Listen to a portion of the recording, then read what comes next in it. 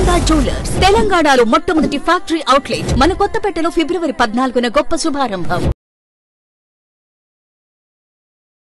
నమస్కారం, నేను మీ జాహ్నవి. మనతో ఉన్నారు ప్రముఖ జ్యోతిష్య వాస్తు పండితులు, ప్రముఖ ఆధ్యాత్మికవేత్త, జ్యోతిష్య వాస్తు శిక్షణ నిపుణులు, లలిత ఉపాసకులు బ్రహ్మశ్రీ నానాజీ పట్నాయక్ గురువు గారు. సూక్ష్మంలో మోక్షం ఈ ప్రత్యేక కార్యక్రమం ద్వారా మనకున్నటువంటి ప్రతి సమస్యకి ఎంతో చక్కటి సొల్యూషన్స్ గురువు గారు అందిస్తూ ఉన్నారు కదా.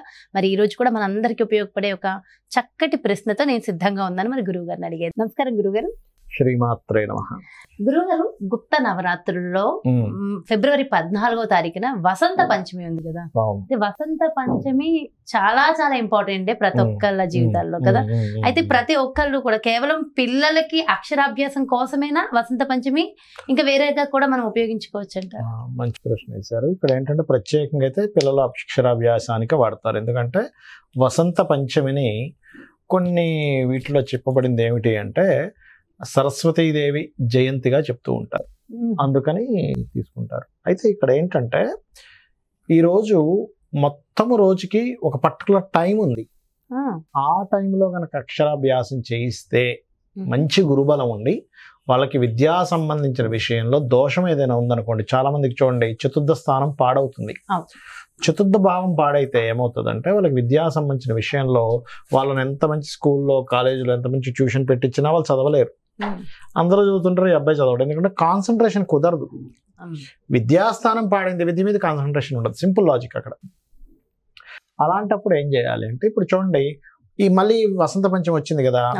ఈ వసంత పంచమి రోజు ఉదయం 10:05 నుంచి 11:04 మధ్యలో, 10:05 నుంచి 11:04 ఈ 1 hour ఆఫ్ పీరియడ్ లో ఇది గుడ్ పీరియడ్. ఈ టైం ఏదైతుందో ఈ గుడ్ టైం అన్నమాట.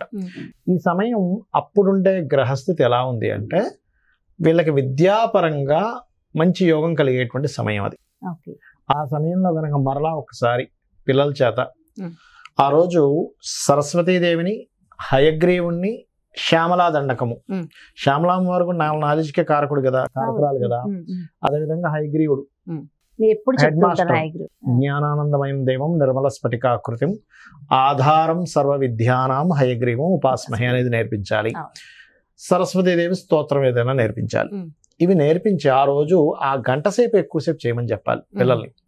అదేవిధంగా 21 యాలకులు కానీ 41 కానీ 108 యాలకులతో కానీ దండగట్టి హయగ్రీవుడికి మాలగా వెయ్యాలి. ఫోటో ఇంట్లోనే వెయ్యాలి. వేసి ఇలా ఎవరైతే చేస్తారో వారికి పాస్ట్ లైఫ్లో చేసినటువంటి కర్మ వల్ల వస్తుంది. యాక్చువల్గా చాలా మందికి ఎందుకు ఇలా అవుతుంది అంటే పూర్వజన్మల్లో గురువుని దూషించడం వల్ల కానీ, లేకపోతే తోటి విద్యార్థుల్ని ఇబ్బంది పెట్టడం వల్ల కానీ, లేదా తల్లిగారిని ఇబ్బంది పెట్టడం వల్ల కానీ వస్తుంది ఇది. అందుకే చూడండి, ఎవరికైనా కూడా ఈ ఎడ్యుకేషన్ విషయంలో ఇబ్బందులు ఉన్నాయనుకోండి, ఏం చెప్తారు? తల్లికి నమస్కరించుకొని ఆయన, తండ్రికి నమస్కరించుకొని ఆయన అంటారు. ఎందుకు అంటే జ్యోతిష శాస్త్రంలో 4వ స్థానము భాగ్యస్థానము విద్యాస్థానాలుగా చెప్తారు. మేజర్గా విద్యాభావం 4వ భావం, హైయర్ ఎడ్యుకేషన్ 9వ భావం.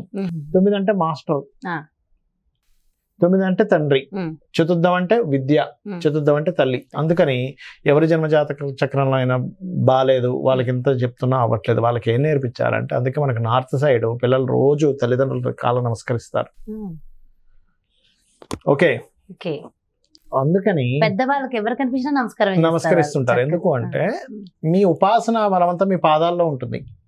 అందుకే పెద్ద పెద్ద గురువుల దగ్గరికి వెళ్ళినప్పుడు పాద నమస్కారం ఎందుకు చేస్తారు, పాదాలకు ఎందుకు నమస్కరిస్తారు అంటే వాళ్ళ ఉపాసన మొత్తం అక్కడ ఉంటుంది. అందుకే గురువు కాళ్ళకి నమస్కరించుకోమని ఎందుకు చెప్తారంటే వాళ్ళ ఉపాసన బలం మొత్తం పాదాల్లో ఉంటుంది. వస్తుంది, వాళ్ళు ఆశీర్వదించాలి. అలాగే తల్లిదండ్రులు ఈ విశ్వంలో ఎవరైనా ఉన్నారు మంచి కోరే వాళ్ళు అంటే ఏ ప్రాణికైనా ఆ తల్లే. అందుకని తల్లికి నమస్కరించుకోవడం మనం నేర్పించాలి పిల్లలకి. ముఖ్యంగా చిన్నప్పటి నుంచి కూడా, నాన్న పొద్దున్నే లేచి తల్లికి నమస్కరించుకో, లేదా ఎగ్జామ్కి వెళ్తున్నావు కనీసం ఆ రోజున నమస్కరించుకో.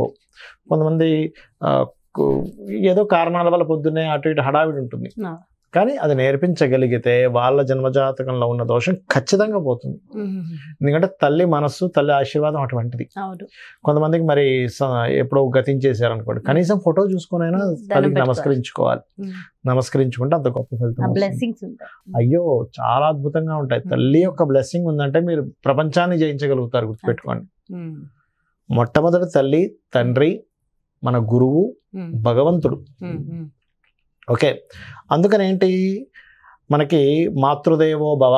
అందుకే చూడ మనకేముంది, మాతృదేవో భవ, పితృదేవో భవ, ఆచార్య దేవో భవ, దాని తర్వాత భగవంతుడు. ఎందుకు అంటే మాతృదేవి అంటే తల్లి చెప్తుంది నువ్వేం మంచి ఏంటి, ఏది మంచి ఏది చెడు, ఇలా ఉండు అలా ఉండు అన్ని చెప్తూనే ఉంటుంది. తల్లి చెప్తూ ఉంటుంది, తండ్రి చెప్తూ ఉంటాడు. దాని తర్వాత ఆచార్యుడు భగవంతుని చూపిస్తాడు. నాన్న నీకు తల్లిదండ్రులతో పాటు భగవంతుడు కూడా ఉన్నాడు నాన్న అని చెప్తూ ఉంటాడు. కాబట్టి ఇది చేయాలి. ఎవరికైనా చూడండి, ఆల్రెడీ ఒకప్పుడు ఎప్పుడో చేయించేసామండి, కానీ మేము అప్పుడు చేయించినప్పుడు ముహూర్తం సరిగా లేదేమో, పిల్లవాడు సరిగా చదవట్లేదు అనుకున్నప్పుడు ఈ వసంత పంచమి రోజు 10 గంటల 5 నిమిషాల నుంచి 11 గంటల 4 నిమిషాల మధ్యలో గనక మరలా ఒకసారి నేను ఇందాక చెప్పినటువంటి విధానంలో ఆ మాల గుచ్చి చక్కగా ఫోటోకి వేసి మీరు గనక మరలా ఒకసారి మరలా ఇక్కడ నుంచి ఏదైనా పర్లేదు, 10th అయినా ఇంటర్ అయినా పర్లేదు, ఏమైనా పర్లేదు. అంటే ఏమిటంటే ఆ ముహూర్తానికి ఉన్న బలం అటువంటిది. లగ్నంలో గురువు ఉన్న ముహూర్తం అది. అదే విధంగా చతుర్థ భావం బాగుండే ముహూర్తం అంటారు దాన్ని. చతుర్థాధిపతి మనకి ఉన్న గ్రహస్థితుల్లో ఆ యోగంలో ఉంటున్నాడు ప్రధానంగా ఆ రోజు 14వ తేదీ ఏదైతుందో. కాబట్టి అది మంచి ఫలితం ఇస్తుంది. అందులో పర్టికులర్ గా విదేశాలకు వెళ్ళి చదువుకోవాలి. కొంతమందికి చూడండి విదేశాలకు వెళ్ళి చదువుకోవాలని ఉంటుంది కానీ కుదరదు, అప్లై చేస్తుంటారు, అవ్వదు, అయ్యో ఎలా వెళ్ళి చదువుకోవాలి ఏంటి అర్థం కాదు. అలాంటి సమయంలో కూడా మీరు గనక ఈ స్వామివారికి ఇది చేసి అమ్మవారికి చేసినట్లయితే ఖచ్చితంగా బాగుంటుంది. పిల్లలకి ప్రధానంగా చిన్నప్పటి నుంచి కూడా హయగ్రీవ స్తోత్రం ఒకటి, సరస్వతి దేవిది ఒకటి, శ్యామల దండకం ఒకటి నేర్పించాలి. నేర్పిస్తే ఏమవుతుందంటే ఒక ఆరా వాళ్ళ చుట్టూ ఏమవుతుందంటే అమ్మ ఒక నెగిటివ్ ఆరా ఫామ్ అయి ఉంటుంది. ఇది పూర్వజన్మ కర్మల వల్ల. ఈ దండకం ఇవి చదువుకోవడం వల్ల ఎడ్యుకేషన్ రిలేటెడ్ సంబంధించిన దోషం ఏదైతుందో ఖచ్చితంగా పోతుంది, అందులో ఎటువంటి సందేహం లేదు. అది చేయాలి. అది చాలా బాగుంది. ప్రత్యేకించి నివేదించవలసిన నైవేద్యం ఏమైనా ఉంటుందంటారు? ఒకటేనమ్మా, సరస్వతి అమ్మవారిని మీరు పూజిస్తున్నారు, శాస్త్రాలు అన్ని చెప్తుంది ఒకటే, నీకు భక్తితో నీకు ఏది తోస్తే అది పెట్టు. నీకు మంచి బాగా డబ్బులు ఉన్నాయి, చక్కగా చక్కెర పొంగలి ఇన్ని జీడిపప్పు వేసి పెట్టు. ఎవరొద్దన్నారు? అమ్మవారు చూస్తుంది, కంటి చూపుతో చూసిన తర్వాత తినేది ఎవరు? మనమే కదా. అంతే, నిజంగా తింటే అంతకంటే భాగ్యమే ఉంది. కానీ తను చూసి తను స్వీకరిస్తుంది, అందులో ఎటువంటి సందేహం. ఎనర్జీ మనకు పనిచేస్తుంది. అంటే మనం ప్రసాదం స్వీకరించడం వల్ల మన లోపల ఉన్నటువంటిది ఏదైతే కర్మ ద్వారా వచ్చినటువంటి ఇబ్బందులు ఏవైతే ఉన్నాయో అవి తొలగుతాయి అన్నమాట. అది మీరు ఏదైనా సమర్పించవచ్చు భగవంతుడికి, ఇదే సమర్పించాలి, లేకపోతే నేను స్వీకరించాను కానీ నేను తీసుకోను కానీ ఎక్కడ చెప్పలేదు. నువ్వు భక్తితో ఇచ్చేది ఏదైనా తీసుకుంటా అని చెప్పాడు. అయితే తెల్లటి వస్త్రాలు ధరించాలి, అలాంటివి ఏమైనా నియమాలు? అంటే వసంత పంచమి రోజు సరస్వతీదేవి పూజ చేసే వాళ్ళు తెల్లటి వస్త్రం కానీ పసుపు వస్త్రం కానీ ధరిస్తారు. ఎందుకు అంటే తెలుపు చంద్రుడికి సంకేతం, పసుపు గురువుకి సంకేతం. Natural 4th lord is moon అంటే తెలుపు రంగు, చంద్రుడికి తెలుపు రంగు. న్యాచురల్ 9th లార్డ్ ఈజ్ గురువుకి పసుపు రంగు. అందుకని జ్ఞానము, ట్రాన్స్పరెన్సీ వీటికి ప్రతీకలు, అందుకని ఆ వస్త్రాలు ధరిస్తారు. చాలా చాలా మంచి ఇన్ఫర్మేషన్, చాలా డీటెయిల్ గా వివరించారు. ప్రతి ఒక్కరికి చాలా చక్కగా ఉపయోగపడుతుంది గురుగారు. Thank you so much. నమస్కారం. శ్రీమాత్రే నమః. చూసారు కదండి, మరి ఇది వసంత పంచమి నాడు ఖచ్చితంగా మన ఇంట నాలెడ్జ్ ఉండాలి, మనకి నాలెడ్జ్ రావాలి, మన పిల్లలు చదువులో ఉన్నత స్థితిలో ఉండాలి అని అనుకునే ప్రతి ఒక్కళ్ళకి కూడా వసంత పంచమి నాడు ఏం చేయాలి, ముఖ్యంగా రెమెడీస్ గురించి డీటెయిల్గా ఎక్స్ప్లెయిన్ చేస్తూ చాలా మంచి వివరణ ఇచ్చారు కదా గురుగారు. మరో ప్రత్యేకమైన కార్యక్రమంతో మళ్ళీ మీ ముందుకు వచ్చేస్తాను. నమస్కారం. మరి అదేవిధంగా మీ యొక్క జాతకానికి సంబంధించి కానీ లేదంటే మీ ఇంటి వ్యాపార వాస్తుకు సంబంధించి కానీ గురువు గారిని సంప్రదించాలి, అపాయింట్మెంట్ కావాలి అనుకుంటే క్రింద డిస్ప్లే అవుతున్నటువంటి నెంబర్స్కి కాల్ చేయండి. నమస్తే.